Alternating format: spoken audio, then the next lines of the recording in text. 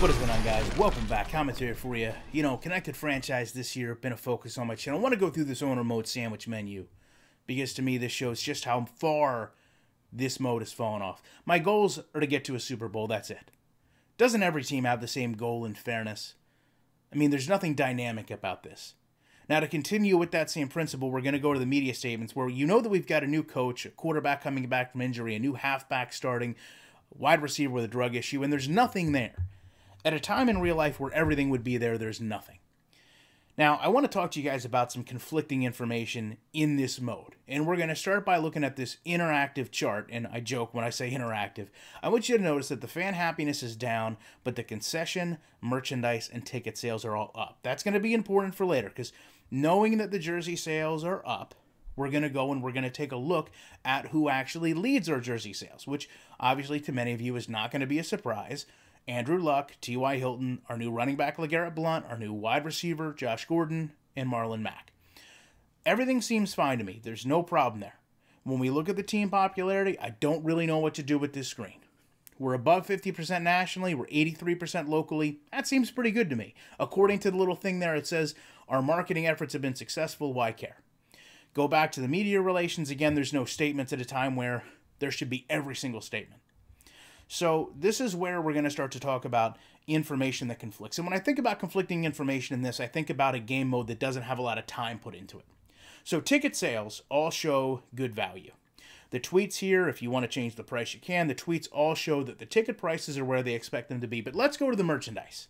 Because the merchandise here shows decent value, but the tweets show a disconcern with the pricing.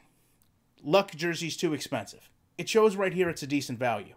If I get a bonus, I'll buy a Luck Nike jersey. Do you think I made money, spent my paycheck on the sideline dry fit? Now, we know the merchandise sales was up.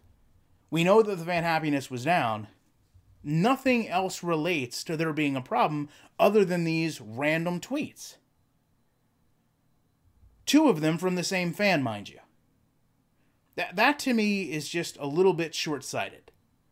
Now, we're going to go and take a look at one of the other things you can do here, which is upgrade or renovate your stadium. And I want you to pay attention to how basic this is, how just plain this is.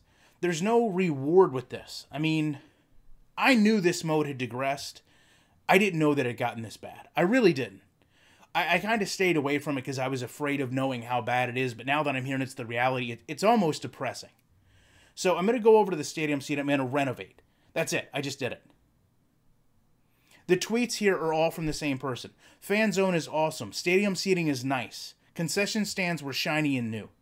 That is the interaction this game has with you as an NFL owner. It's borderline embarrassing that this is the franchise mode we have. So we know the fan happiness was down, right? We remember that from the pie chart or the graph earlier.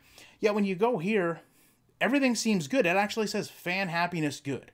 The fans' merchandise prices are too high, which contradicts what we saw before. We have one of the best stadiums in the league. I'm very loyal and exciting. The team is popular.